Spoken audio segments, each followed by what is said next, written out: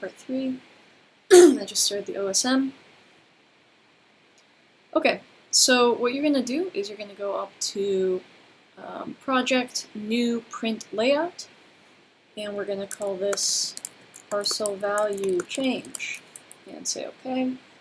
Alright, so that'll open up a new box. So as normal, we're going to go first down to Custom, and I just like to change this to an 11 by 17, so it's a really good standard file size to output as a PDF. We're going to zoom out a little bit so we can see the whole thing.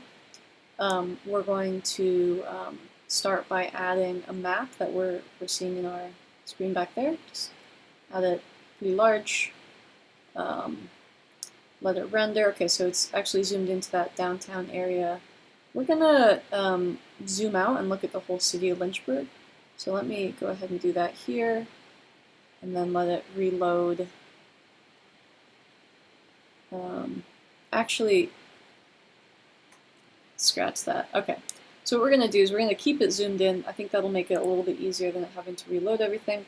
We're just gonna change the scale here.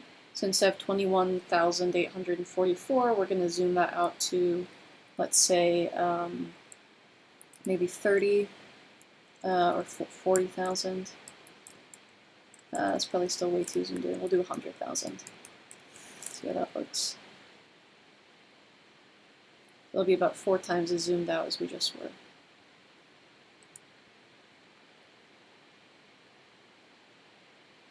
Okay, so that's a little bit too zoomed out, so we're going to recenter the map in its box, and we're going to zoom in to 80, I guess, 80,000. Okay, so that's pretty good. It fits pretty well in there. We're not going to be too picky about this. We're just going to move it down a bit. We're going to squish that a little bit. We're going to readjust up in our map viewer, and that is probably good enough.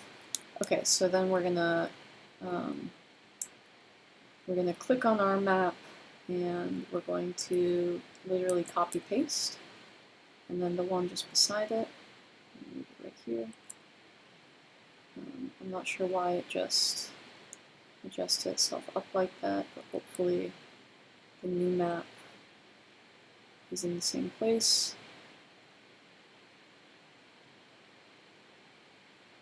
Great. Okay, so now what we're going to do is we're going to click on this first one. We're going to say lock layers and lock styles for layers.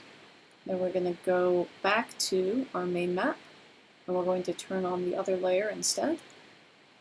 And then we're going to go back to our view. And go back to this guy, and we're going to click on the second map, and we're going to hit the little reload button at the top. Okay, great. So our map is reloaded. So now the one on the right is the difference in total value. The one on the left is the difference in the relative value. So we're going to lock the layers here as well. Then we're going to go ahead and we're going to shift these both down because we got a lot of space at the bottom of them. We don't really need all that. And then we're going to create a legend for each of them. Oops. Click and drag. Alright, so this legend, we can actually include the info for both of them. So we're going to uncheck auto update. That way we can change the way these are labeled in the legend. We're going to change this to capital W waterways. Okay, we're going to change this to roads. Oops, actually, you know what? We're actually going to remove that one because it's not showing up, so just click that minus button at the bottom there. We're going to change this to difference in improvement value. And always have your units, so dollars per acre. Alright, and then we're going to change this to difference in total value in just dollars, not dollars per acre. Alright, so sometimes it's a little glitchy, sometimes you have to go into one that you know is updating, and then it'll update the others. Sometimes you just gotta wait for it to update your legend. Alright, so I also like to add commas. I think it makes it much easier to read the numbers. So we're going to, you can add $signs as well if you'd like to, but the units are listed so it's not strictly necessary, but so we know that's 20 million to 100,000. The next one is 100,000 to 0, 0 to 1,000, and so on, 1,000 to 10. Alright, so go ahead and add all of your commas in. 50, 50 to 100.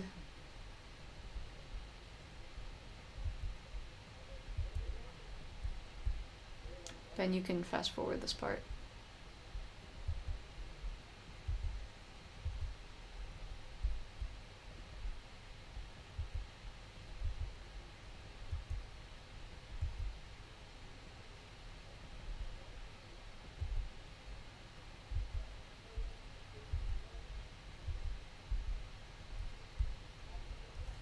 Alright, great. So now that's done.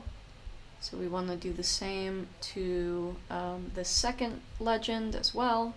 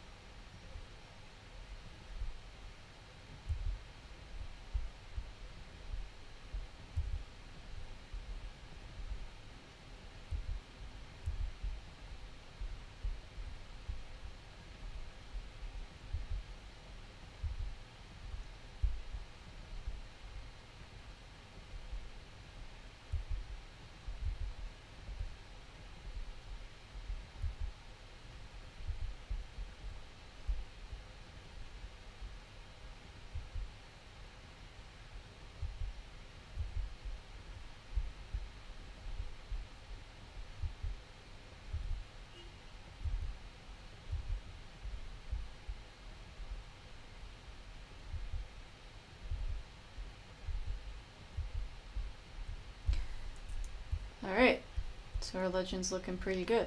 And again, just to simplify it, we kept it all in one legend. Now what we can do is, you know what? I think it actually will be better to cut it into two legends. So I'm just going to copy paste that legend. And then this one, I'm going to remove the difference in total value. Which one do we have first? We have the difference in relative value. So we want to put the difference in total value first. So I'm actually going to remove the difference in relative value here. And here, I'm going to remove waterways and the difference in total value. Alright, I'm going to save this real quick, because it would be unfortunate if it crashed on me right now. And then I'm going to switch these two maps around. So I'm going to slide this one over here, and grab that one, and slide it over here. So we do the total value first, and then the relative value. And you'll notice this is zoomed out enough that you're really just getting a general picture of the city. You're not really getting much about the specific neighborhoods. So the next step would be to zoom into specific parts of the map, and give us an idea of what's happening in certain places, like maybe the downtown area that I mentioned earlier. So what we're going to do, we've got our legends, we're going to kind of adjust them towards the middle to give us room for a title. And we're going to adjust it actually to align at the bottom instead of at the top. Okay, not quite. Oops. Alright, great. Then we're going to add a quick title up here. I'm going to say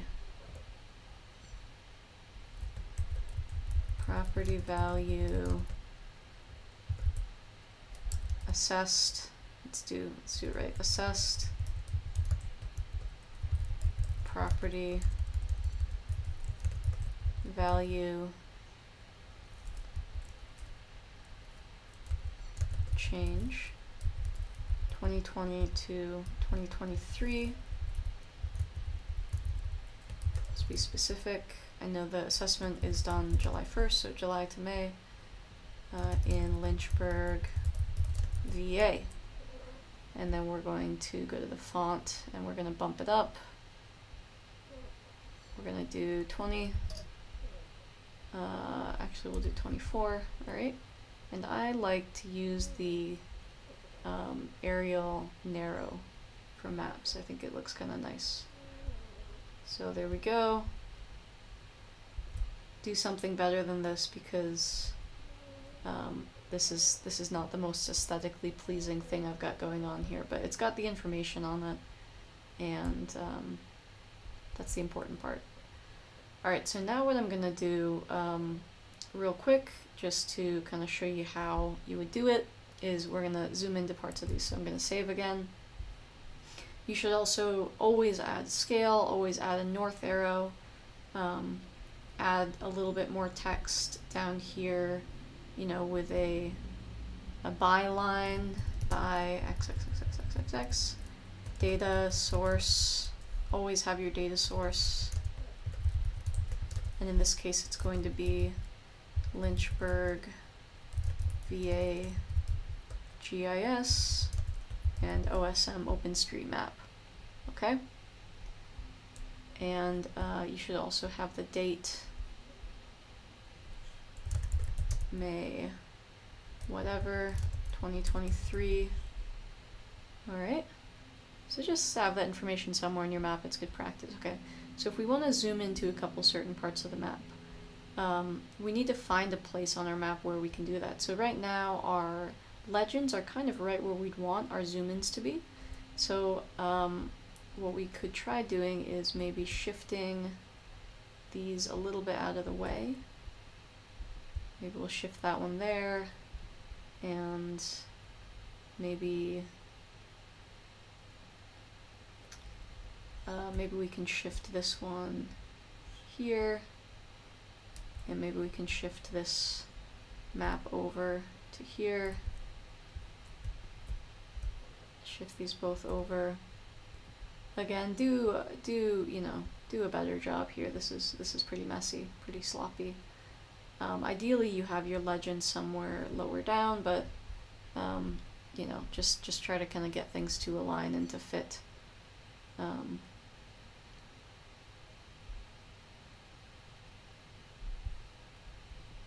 Oops. Okay. So they're aligned, they're covering up part of the data. It's certainly not ideal. Let's just go ahead and shift this guy in, because we don't really need that part of the data.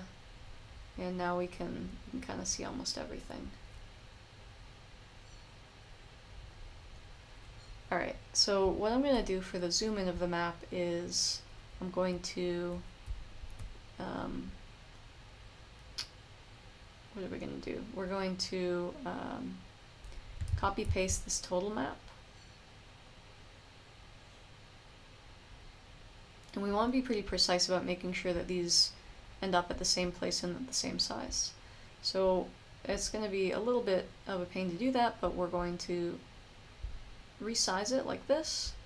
We're going to move it here, make sure it fits.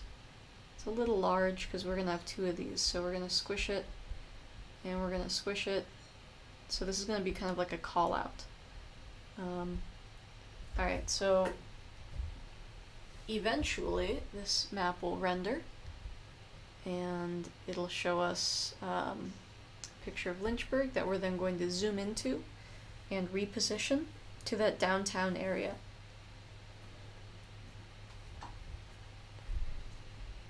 Okay, alright. So now we are going to go ahead and copy this one over. So click on it, make sure it's lock layers, lock styles, copy paste, and we're going to put it right beside this other one. Alright. And actually move them both up a little bit so they're not overlapping the map. Just a little bit up here. And another thing that you should add for your maps is legends to both of them, so it's clear. I'm sorry, captions, so it's clear which is which, right? So you just add a little text down here or up at the top that says difference in total assessed value. And we're going to make that font something a bit larger and easier to read. Maybe 16. And then paste. It's going to be your difference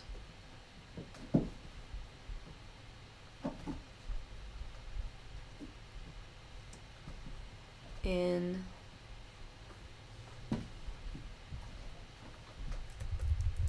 improvement assessed value per acre. Alright, and then we're going to add some labels to these as well. So while this is rendering, we're just going to go ahead and click on it, and we're going to go back to our map, switch these around.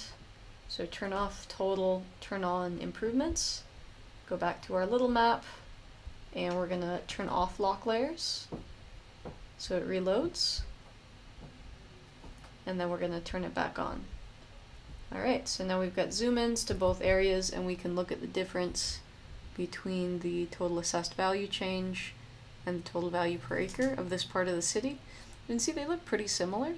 So if you want to expand on this map, you might also choose an area like this kind of lower west quadrant, where you can see there's a huge difference in the total assessed value and the total value per acre, because those are bigger plots, so not surprisingly. But alright, this will be fine for now. So what I like to do, just to make it clear what we're calling out on the map, is add a rectangle to the map and just draw it kind of roughly around the area that we called out, like this. And then you make it, go into the style and click on the fill color. Scroll down, change the opacity to 0, and then change the stroke color. I like pink because it shows up really well, and it's not a color that we've used in this map. So just choose like a magenta and make it a thicker width. Oops, just change the opacity on accident there. Let me go back in here and make sure that opacity is up to 100.